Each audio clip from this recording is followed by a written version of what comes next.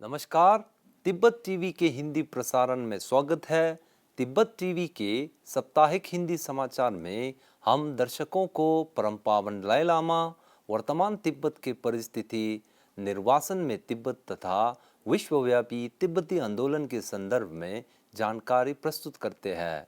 आपके साथ मैं हूं तेंजिन पेलजोर। आगे देखिए इस सप्ताह के प्रमुख खबर।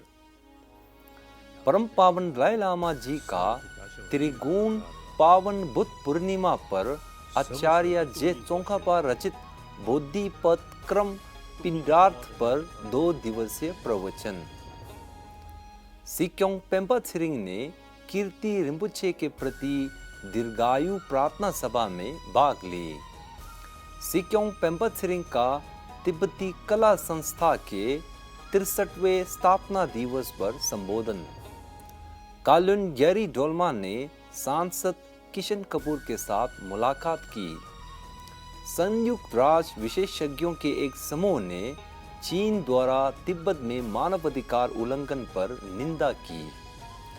प्रतिनिधि रिंगजिन गेंगखांग ने तिब्बत इंटरेस्ट ग्रुप के अध्यक्ष मिकलस पेक्सा के साथ मुलाकात। अब सुनिए समाचार विस्तार से।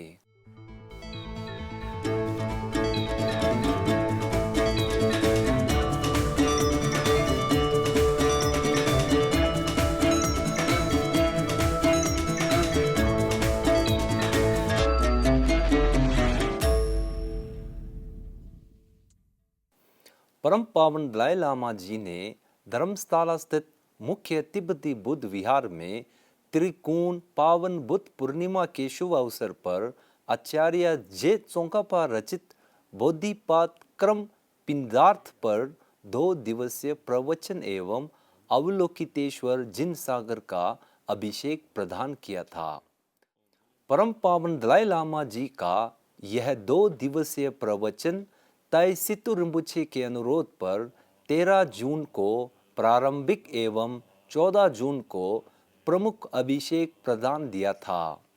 परम पावन दलाई लामा जी का बुद्ध विहार परिसर में आगमन पर 56 देशों के 8,500 से अधिक श्रद्धालुओं उसकी एक झलक प्राप्त करने के लिए एकजुट हुआ था। इस अवसर पर ताई सितु रिम्पुचे ने परम पावन दलाई लामा जी को मंडाला प्रस्तुत की। अपने संबोधन में परम पावन दलाई लामा जी ने कहा कि वह और ताई सितु रिम्पुचे लंबे समय से मित्र रहे हैं और रिम्पुचे बहुत ही निष्ठावान है। परम पावन जी ने कहा कि भगवान बुद्ध की शिक्षा केवल आस्था पर निर्भर नहीं करता है, यह तर्क पर आधारित है। उन्होंने कहा कि भारत में सभी आध्यात्मिक परंपराएं के प्रति सम्मान दिखाने की एक अच्छी और पुरानी परंपरा है और इस देश में विभिन्न परंपराएं विकसित हुआ है। निर्वासन में तिब्बतियों ने भारत सरकार के तत्कालीन प्रधानमंत्री नेहरू के सहयोग से पहले हमने तिब्बती छात्रों के लिए अपनी भाषा में पढ़ने हेतु अलग स्कूल स्थापित किया था और बाद में तिब्बत के अंदर के अध्ययन केंद्र रहे महान मठों को दक्षिण भारत में पुनः स्थापित किया है। परम पावन दलाई लामा जी द्वारा मुख्य तिब्बती बुद्ध विहार में प्रवचन देने के तुरंत बाद दोमे केंद्रीय कार्यकारी समिति ने 11वें कीर्ति रिम्पुचे लोब्सांग तेंजिन जिग्मे यीशी ग्याम्सो रिम्पुचे के 80वें जन्मदिन पर कीर्ति मठ में एक दीर्घायु प्रार्थना सभा का आयोजन किया था।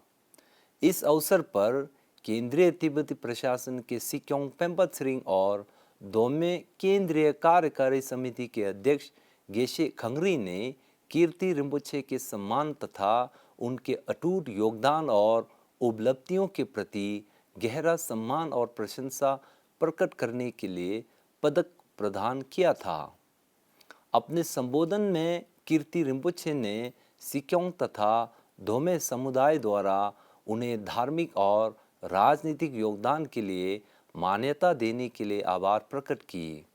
उन्होंने इन सभी योगदान का श्रेय परम पावन दलाई लामा जी के निरंतर मार्गदर्शन के लिए दिया है। इसलिए उन्होंने अपने शेष जीवन तिब्बती लोगों की सेवा में समर्पित करने की संकल्प लिया है। इस दीर्घायु प्रार्थना सभा में छोनांग ग्यालसप गावांग छुकी नांगवा, केंद्रीय तिब्बती प्रशासन के प्रमुख, पूर्वकालीन तथा गांधीन फोटांग के सचिवों ने भाग लिया था। इसी प्रकार सिक्योंग पेम्बा छिरिंग ने यूएसएड द्वारा केंद्रीय तिब्बती प्रशासन के वित्त विभाग को सहायता प्रदान किए गए CTA capacity building and sustainability initiative का शुभारंभ किया था। इस समारोह में यूएसएड इंडियन मिशन के प्रभारी निदेशक कैरन क्लिमॉस्की, केंद्रीय तिब्बती प्रशासन के कशाक तथा विभिन्न विभागों के सचिव ने भाग लिया था। Tibetan institute of performing arts अर्थात टीपा के 63वें स्थापना दिवस पर वार्षिक ग्रीष्म उत्सव और यर्की संस्कृति प्रतियोगिता का न्योंगा गुट और ग्यालू गुट के बीच आयोजन किया गया था। इस समारोह का मुख्य अतिथि केंद्रीय तिब्बती प्रशासन के सिक्योंग पेम्बा छिरिंग के साथ तिब्बती लोकतांत्रिक स्तंभों के प्रमुख, विभिन्न विभागों के सचिव, तिब्बती गैर सरकारी संगठन के प्रतिनिधि आदि कई गणमान्य व्यक्तियों ने भाग लिया था। इस अवसर पर टीपा के निदेशक थुंडुप छिरिंग ने सांस्कृतिक समारोह के परिचय दिया। अपने संबोधन में सिक्योंग पेम्बा छिरिंग ने टीपा के कलाकारों द्वारा प्रस्तुत नाटक को मद्देनजर रखते हुए कहा कि तिब्बती लोगों को अपने संघर्ष में एकजुट होकर तथा सह प्रयास के साथ कार्य करने की जरूरत है। साथ ही उन्होंने कहा कि टीपा के कलाकारों द्वारा यर्की उत्सव में प्रस्तुत सभी सांस्कृतिक नृत्य बहुत ही प्रशंसनीय कार्य है। हिमाचल प्रदेश के कांगड़ा जिला से सांसद किशन कपूर ने केंद्रीय तिब्बती प्रशासन के रक्षा मंत्री अर्थात कालुन डोल्मा ग्यारी के साथ तिब्बती मुख्यालय में मुलाकात की है। इस बैठक में कालुन डोल्मा के साथ सुरक्षा विभाग के अपर सचिव छिरिंग थुंडुप, संयुक्त सचिव तेंजिन थुंदेन और नीमा छिरिंग ने भाग लेकर विभिन्न मुद्दों पर चर्चा की। 50वें संयुक्त राष्ट्र मानवाधिकार परिषद के सत्र से पूर्व 40 से अधिक संयुक्त राष्ट्र विशेषज्ञों के समूह ने एक संयुक्त बयान जारी किया था। अपने बयान में उन्होंने चीन से विशिष्ट और व्यवस्थित मानवाधिकार उल्लंघन को संबोधित करने तथा स्वतंत्र विशेषज्ञों को आबादित पहुंच प्रदान करने की मांग की है। उन्होंने इस बात पर जोर दिया है कि संयुक्त राष्ट्र उच्च आयुक्त मिशेल बैचलेट द्वारा हाल ही में चीन की यात्रा तिब्बत, पूर्व तुर्किस्तान और हांगकांग में मानवाधिकारों के उल्लंघन की पूर्ण मूल्यांकन की तत्काल आवश्यकता को प्रतिस्थापित नहीं करती है। इसलिए उन्होंने चीनी अधिकारियों से संयुक्त राष्ट्र मानवाधिकार के सभी प्रणाली के साथ पूर्ण और पारदर्शी सहयोग सुनिश्चित करने का आह्वान किया है। इसके साथ ही संयुक्त राष्ट्र मानवाधिकार परिषद के चल रहे सत्र के दौरान 47 संयुक्त राष्ट्र सदस्य देशों ने तिब्बत में मानवाधिकार स्थिति पर गंभीर रूप से चिंता प्रकट की है। इन सदस्य देशों ने सत्र के दौरान एक संयुक्त बयान भी जारी किया था। गत 13 जून 2022 को ब्रसल तिब्बत कार्यालय के प्रतिनिधि रिंगजिन गेंखांग ने तिब्बत इंटरेस्ट ग्रुप के अध्यक्ष मिकलस पेक्सा के साथ मुलाकात की।